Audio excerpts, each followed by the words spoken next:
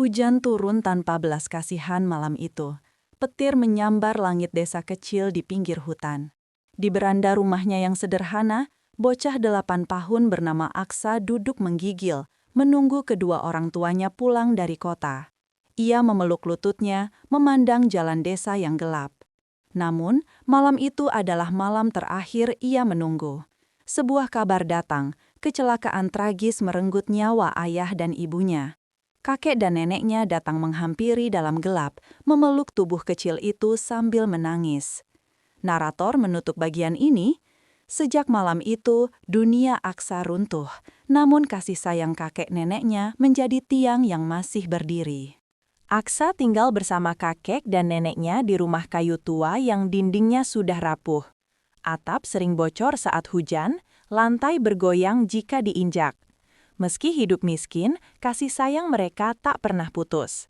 Setiap pagi, nenek menyiapkan bubur tipis. Kakek mengajari Aksa menanam padi, menebas rumput, dan menjaga sikap sopan. Di malam-malam tertentu, Aksa menangis diam-diam. Kakek menepuk punggungnya lembut dan berbisik, "Aksa, hidup boleh kejam, tapi hati kita tidak boleh ikut hancur." Aksa bersekolah dengan tekun, membawa seragam lusuh dan tas yang robek. Buku-bukunya bekas, disampul ulang oleh nenek. Namun, ejekan teman-teman adalah makanan sehari-harinya. Mereka menertawakan sandal jepitnya, menertawakan bekal seadanya, menertawakan rumahnya yang sederhana. Guru-gurunya memuji kecerdasannya, tapi ejekan membuat hatinya terluka. Aksa memendam semuanya dan berjanji dalam hati, "Aku akan berubah.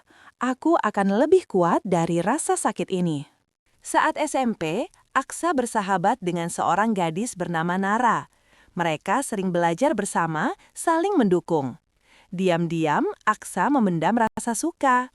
Namun, ketika teman-teman mengetahui di mana Aksa tinggal, mereka mengejek hubungan itu. Nara pun mulai menjaga jarak karena tekanan teman-temannya. Aksa merasakan patah hati pertamanya. Nenek menenangkannya. "Cinta sejati tidak memandang harta, nak. Percayalah, suatu hari kamu akan menemukan orang yang melihat hati, bukan rumahmu." Suatu siang, kakek pingsan di sawah. Aksa panik, memanggil warga untuk menolong. Biaya berobat besar. Aksa mulai bekerja apa saja, memotong rumput, mencuci motor, membersihkan ladang, membantu warung. Tubuhnya lelah, tapi ia tersenyum setiap kali melihat kakek sedikit lebih sehat. Kesulitan tidak mereda, justru semakin menghimpit.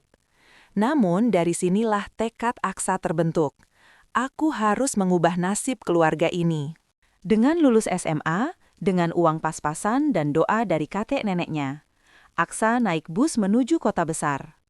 Ia bekerja sebagai kuli bangunan, ojek pangkalan, dan pelayan restoran.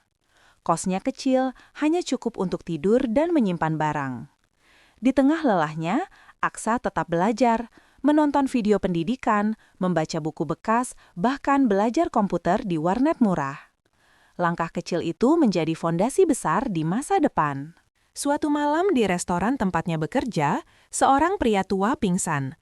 Aksa dengan sigap menolong, membawanya ke ruang istirahat. Pria itu adalah Pak Danar, pengusaha pendidikan terkenal. Melihat kerja keras, ketulusan, dan kecerdasan Aksa, Pak Danar memberikan beasiswa kursus komputer dan bisnis. Hari itu menjadi titik balik besar dalam hidup Aksa, pintu menuju dunia yang tidak pernah ia bayangkan. Dengan bekal ilmu, Aksa membuat aplikasi sederhana untuk membantu UMKM, namun gagal total. Ia mencoba lagi, gagal lagi. Partner menipunya, investor menghilang, uang habis, dan ia hampir tidak mampu bayar kos. Saat pulang menengok kampung, ia melihat rumahnya makin rapuh dan kakeknya kembali sakit. Air mata nenek menjadi bahan bakar baru bagi tekadnya. Aksa kembali ke kota, kali ini dengan semangat untuk menang. Aksa membuat sistem digital untuk petani agar bisa menjual hasil panen langsung tanpa tengkulak. Awalnya sedikit yang percaya, tapi dalam setahun, ratusan petani menggunakan platformnya.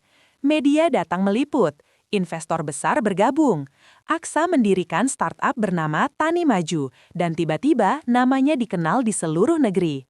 Ia pulang ke desa, merenovasi rumah kakek neneknya, memberi alat pertanian modern untuk warga, dan semuanya berubah lebih baik. Dengan kesuksesan yang ia raih, Aksa membangun pusat pelatihan gratis untuk anak-anak desa yang tidak mampu. Di hadapan warga, ia berkata, "Aku adalah bukti bahwa kemiskinan bukan akhir cerita. Kakek dan nenekku yang miskin adalah orang yang paling kaya hatinya.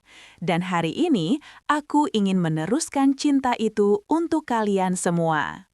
Kakek dan nenek menangis bahagia. Narator menutup dengan kalimat penuh makna. Dari seorang anak yang ditinggalkan, lahirlah seorang pemuda yang mengubah masa depan.